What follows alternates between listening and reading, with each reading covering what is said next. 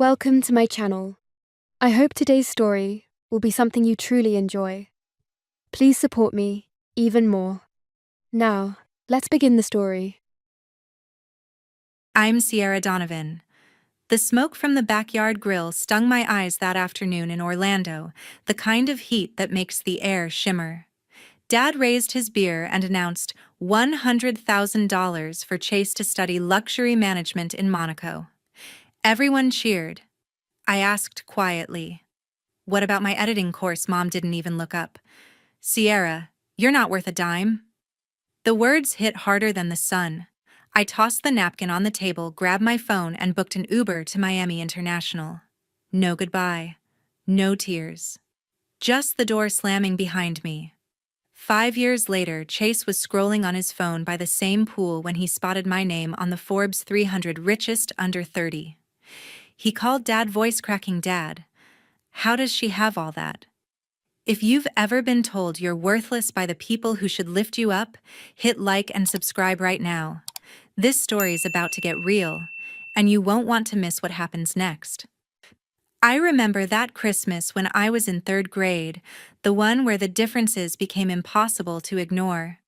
Chase, my little brother, had his big moment the year before, and the house in Orlando turned into a full-blown holiday spectacle despite the warm Florida air. Dad dragged in a 12-foot artificial tree from storage, its branches loaded with white LEDs that pulsed to the carols pumping through the sound system. Guests showed up in tacky sweaters, clutching cups of spiked eggnog as Mom directed the gift reveal like a pro. Chase plopped down on the thick carpet, grinning as Dad slid over a shiny, gold-wrapped box. He tore it open to reveal a top-of-the-line DJI drone with a 4K camera and smart sensors. "This'll teach you to aim high in business, kid," Dad said, messing up Chase's hair. The crowd whooped. Relatives whipped out phones, filming for social media with tags like "Next Big Entrepreneur." Mom fussed over the controls. "He's got the spark," she bragged to anyone listening. Chase launched it inside, buzzing close to the ceiling fan, and everyone laughed it off. My Christmas came the following year. Same massive tree, same twinkling lights, but the vibe was different. Dad handed me a plain envelope. "Something useful this round, Sierra." It held a Miami Metro card loaded with rides. "Time to handle the city solo. Toughens you up." Mom agreed. Self-reliance beats fancy toys. No drone, no excitement. Just the card and a talk on responsibility that dragged into the night. I pocketed it and stepped onto the patio while the focus shifted back to Chase rehearsing his gratitude lines. The pool glowed under the patio bulbs, and I dangled my legs in the water, feeling the cool bite. That card opened doors to the downtown public library, a long ride I took alone. I camped in the tech corner, figuring out editing programs on the shared desktops. Cutting footage, layering effects, matching sound sessions stretched long. In high school, I submitted a mini documentary on Miami street life to the district media fair. Shot on a borrowed phone polished during lunch breaks, it won top prize. I printed the award slip at the library and hurried home to Dad, who was in the driveway washing the car. "Check this out," I placed first. He peeked, drying his hands. "Solid effort, but will it pay? Fun's great, but winners bring in cash." He resumed scrubbing. Mom heard about it while coaching Chase on his Model UN presentation in the dining room. "Video stuff, adorable, Sierra, but channel that into visible achievements like your brother's diplomacy skills." She never watched the entry. Chase ran through his speech, getting nods for every inflection. I stashed the slip in my room beside the Metro card that enabled it all. The holidays followed suit. Chase scored upgrades, high-end tablets, networking events, constant spotlight. Mine remained basic transit tips, money management lectures, emphasis on measurable outcomes. I stuck with the rides, honing skills quietly. The computers improved, my techniques sharpened. A class promo clip I made spread among students, but it earned shrugs. "Better for college apps," Dad noted.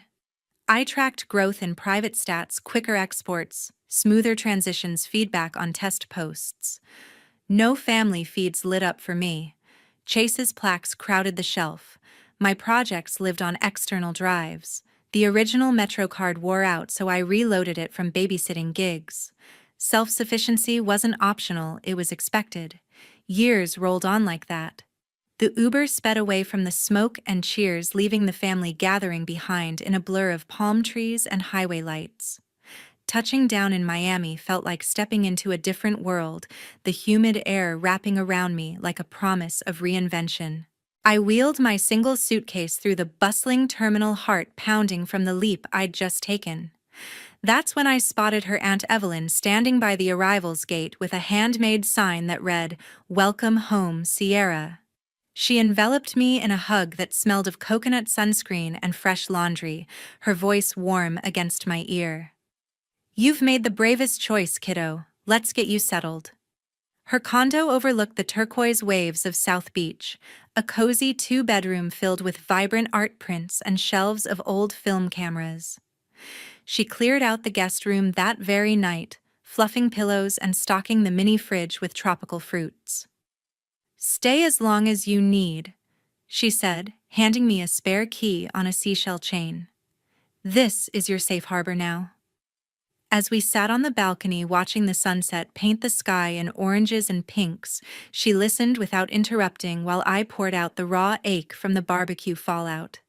Her eyes softened with understanding. "They undervalued you for too long. But here you'll discover you're worth oceans more than they ever imagined." The next morning, Aunt Evelyn brewed strong Cuban coffee and laid out a plan over breakfast tacos. "Pain fuels the best stories," she advised, tapping her temple. "Channel it into something they can't ignore." She was a retired photographer who'd built a small online following sharing Miami hidden gems, and her wisdom became my lifeline. I crashed on her couch for weeks, job hunting during the day and brainstorming at night. She taught me to scout free editing apps on my cracked phone, turning grainy beach clips into mini masterpieces. Desperate for cash, I landed a gig waitressing at a bustling oceanfront cafe on Ocean Drive. The shifts were grueling, endless trays of mojitos and ceviche under the relentless sun, tourists barking orders in mixed accents. Tips came in crumpled bills barely covering rent contributions to Aunt Evelyn. But the chaos sparked ideas. I'd sneak breaks to film quick clips of neon-lit Art Deco buildings or street performers juggling fire. "Authenticity sells," she encouraged, reviewing my rough cuts over late-night empanadas. "Show the grind, not just the glamour." One evening, after a double shift left, my feet blistered and uniform stained with salsa, I nearly fell for a scam. A shady manager online promised quick cash for editing gigs, asking for upfront fees. Aunt Evelyn caught me mid-transfer, snatching the phone. "Red flag, honey. Real opportunities don't demand payment first." She shared her own tales of early hustles, like photographing weddings for pennies before going viral with a hurricane survival series. Her stories fortified me, turning skepticism into strategy. Emboldened, I dove deeper into TikTok trends tailored to Miami vibes. Using the phone's basic tools, I edited a challenge video, locals dancing salsa on the sand, overlaid with glitch effects and upbeat reggaeton beats. Aunt Evelyn hyped it up, duetting from her account to boost visibility. Posted at golden hour, it exploded, likes pouring in, comments flooding with fire emojis. "This girl's edits are fire, where's she from?" Strangers shared their own underdog stories, resonating with my caption, "Rising from the ashes, one clip at a time." Nights blurred into creation sessions in the living room, fairy lights twinkling as waves crashed below. Aunt Evelyn became my unofficial mentor, critiquing transitions and suggesting sound bites that punched emotionally. "Make them feel your fire," she'd say, passing herbal tea for my sore throat from narrating voiceovers. The phone, once a relic of neglect, transformed into a portal. Followers trickled in, then surged after a viral stitch responding to a luxury travel influencer, my raw take on budget beaches versus their sponsored yachts. Balancing plates at the cafe honed my multitasking, mirroring the split-screen edits I crafted. A rude customer once snapped, "Hurry up, girl." echoing old dismissals, but I smiled through it, filming a subtle server life hacks reel later that racked up views. Aunt Evelyn celebrated each milestone with high fives and key lime pie. See, you're building an empire on your terms. As savings grew from tips and micro-sponsorships, gratitude anchored me. Her spare room evolved into a creative nook, walls pinned with storyboards. She never pushed for details about the family I'd left, respecting the silence I needed. Instead, she filled voids with laughter and lessons, proving blood wasn't the only bond that healed. One dawn, as I uploaded another edit syncing sunrise time-lapses with motivational drops, a notification chimed my first brand inquiry. Aunt Evelyn peeked over my shoulder, grinning. "Told you the world's noticing?" The path ahead shimmered with possibility. Word count 902.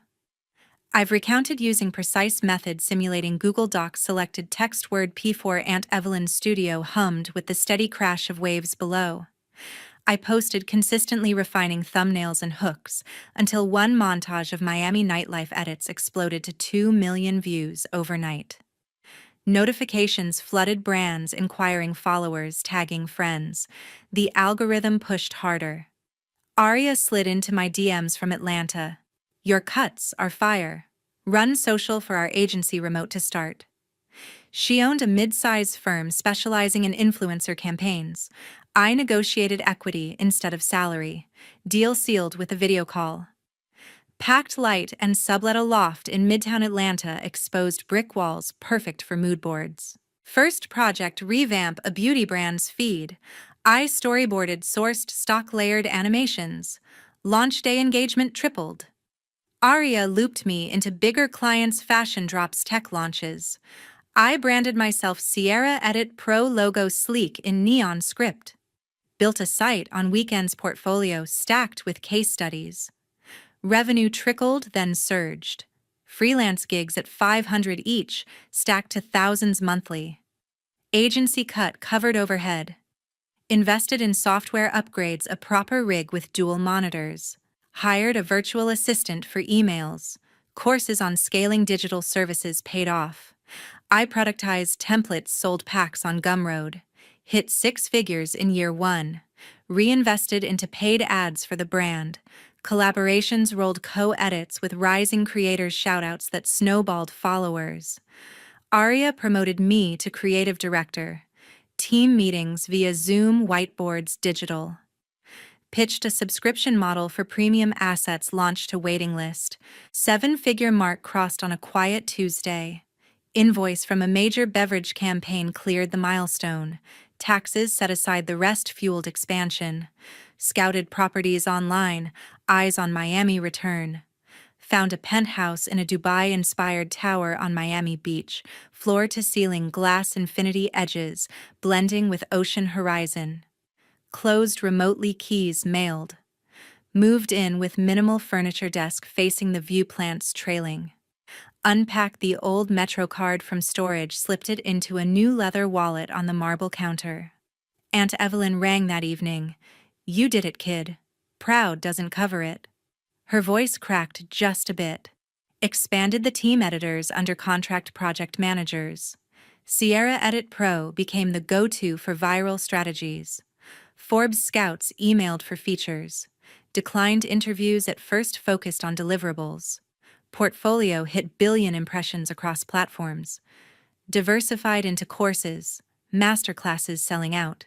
The penthouse filled with tools of the trade, ring lights, drones of my own.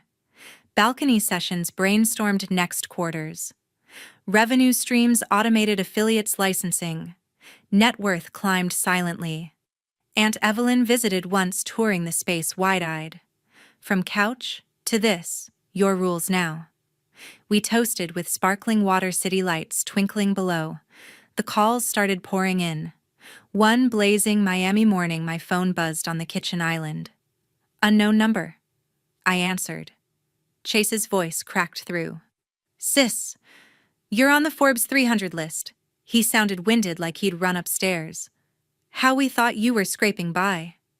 I leaned against the counter, staring at the ocean. "Check the article yourself." He stammered about Dad seeing it at the office, Mom flipping out over breakfast. They want to talk. I ended the call. Texts flooded next. Dad company's tanking construction slowdown hit hard. Need advice. Then a voicemail, his tone pleading. Sierra, we're family. Help turn this around. I deleted it. Mom went old school, mailing a handwritten letter that arrived 2 days later.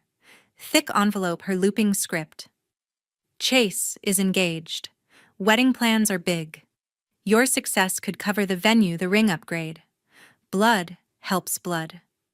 She listed vendors' costs, tallied neatly. I paced the penthouse letter, crumpling in my fist. Dialed Aunt Evelyn. She picked up on the second ring. Tears came unbidden. They're back because of the list. Wedding money, business bailout like I owe them. She listened without interrupting. Cry it out, then decide. But set boundaries firm or they'll redraw them for you. Her calm anchored me. You built this alone. Protect it. I wiped my face, drafted replies. To Chase, congrats on the engagement. Handle your own. To Dad, sorry about the company. Consult professionals. To Mom, no funds for the wedding. Plan within means. Sent. Block the threads temporarily to breathe. Chase tried video next, face flushed. This is messed up. You're loaded now. Why freeze us out? I muted. Dad emailed from work account attaching spreadsheets of debts. Just a loan, interest-free. Ignored. Mom forwarded invitation mock-ups. Your name on the program would mean everything. Archived. Aunt Evelyn checked in daily. How's the wall holding? I updated her on the barrage. She shared her own cut-off stories, reinforcing the line. Conditional love isn't love. Her words stuck. I unblocked briefly to monitor, saw escalating desperation. Chase posted vague family drama on social, tags removed fast. Forbes confirmed the feature profile, live metrics public. Inquiries spiked from investors, but family noise drowned focus. I scheduled a therapist session, Dr. Ford, via secure link. Unpacked the guilt in 50 minutes. Their crisis isn't your emergency. Prescription reinforce no. Mom called the agency line somehow. Aria transferred. Think of your brother's future. I transferred back. Dad left gate voicemails, security flagged. Chase messaged through a mutual cousin.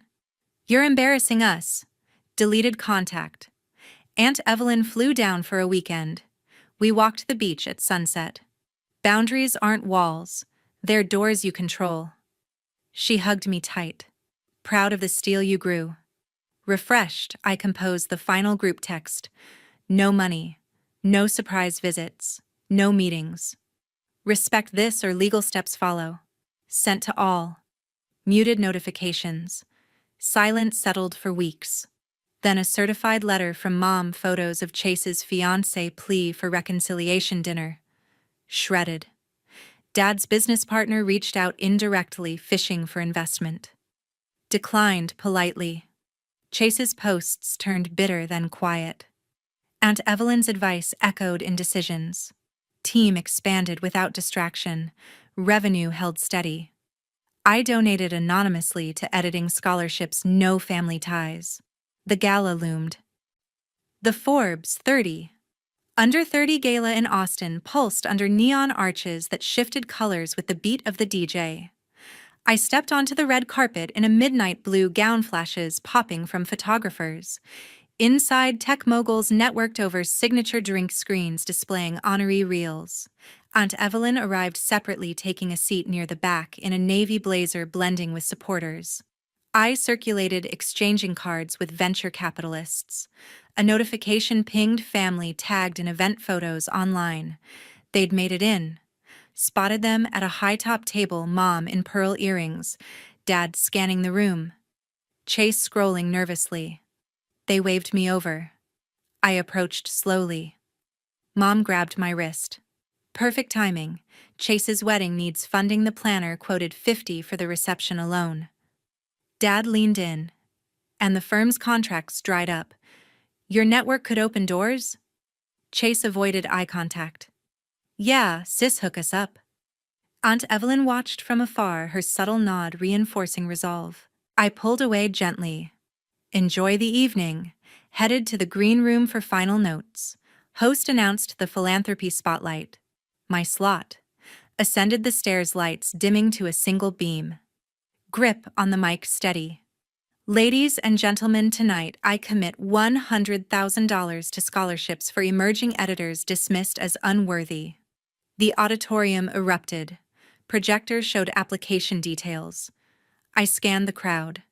Mom froze mid-sip. Chase's face crumpled, tears spilling as he buried it in his hands. Dad shifted his chair, facing away completely, shoulders rigid. Returned to the floor amid congratulations. Organizers verified the pledge transfer. Aunt Evelyn met me at the edge, bold and beautiful. We navigated to a quiet lounge. She added, "Their silence speaks volumes." They pursued through the throng. Mom intercepted near the dessert station. That donation was our lifeline. Dad grumbled about family loyalty. Chase sniffled, heartless. Event staff intervened, guiding them toward exits. Aunt Evelyn stood firm beside me. Choice made. Post-pledge interviews lined up. Reporters asked origins. From overcoming doubt, I replied, "No specifics." Aunt Evelyn beamed during a quick photo. Legacy starts now. Exited via VIP lane, city skyline glittering. Debriefed in the limo. She reflected, "You gave to those who need it most." Affirmation solidified. Gala concluded with fireworks over the river. Declined late-night invites. Boarded the jet home. Aunt Evelyn messaged arrival plans. Family attempts ceased that night. Months passed quietly. A year on the Miami sea wind howled fiercely against the penthouse glass. I leaned on the railing, tablet in hand, reviewing quarterly reports. A push alert from a finance app: Dad's construction company declared bankruptcy. Aggressive expansion into luxury condos backed by high-interest debt crumbled when permits stalled and buyers vanished in the downturn. Equipment repossessed, office leased space vacated. Chase updated his profile quietly. Open to new challenges in hospitality. The upscale hotel chain he managed folded under corporate restructuring. Position eliminated, severance minimal. His resume circulated, forums, endorsements outdated. Aunt Evelyn called every Tuesday evening, routine unbroken. Weather treating you kind. Conversations drifted to her pottery class, neighborhood gossip. She skirted direct questions about the others. Focus forward, she advised. Chats wrapped warmly, strengthening the bond. I maintained zero contact. Ignored forwarded chain emails from distant relatives, hinting at struggles. Blocked emerging burner numbers. Digital footprint cleansed of overlaps. The scholarship fund matured. Dozens awarded grantees, building portfolios, some landing brand deals. Annual gala virtual testimonials streamed. Sierra Edit Pro acquired a rival tool, user base doubled. Daily flow optimized, sunrise yoga on the deck, strategy sessions with expanded remote staff. Afternoons dedicated to innovation labs, prototyping AI enhancements. Evenings reserved for mentorship calls with fund recipients. Public records detailed the fallout. Family homes sold at loss. Proceeds split among liens. Parents relocated to a modest rental in suburbs. Mom picked up retail shifts. Chase temped at event venues, paychecks erratic. Aunt Evelyn flew in monthly now. Rooftop brunches overlooking the marina. Consequences catch up, she observed, slicing fruit. Encouragement consistent, no bridge building suggestions. I pondered during downtime. Empire metrics climbed, valuations in 8 figures, board seats offered. Personal accounts diversified, philanthropy scaled. Inner calm prevailed. One twilight, seated inside with city lights flickering on, I voiced to the empty room, "They lost me. I lost nothing." Severing ties is the ultimate self-love. Horizons expanded endlessly.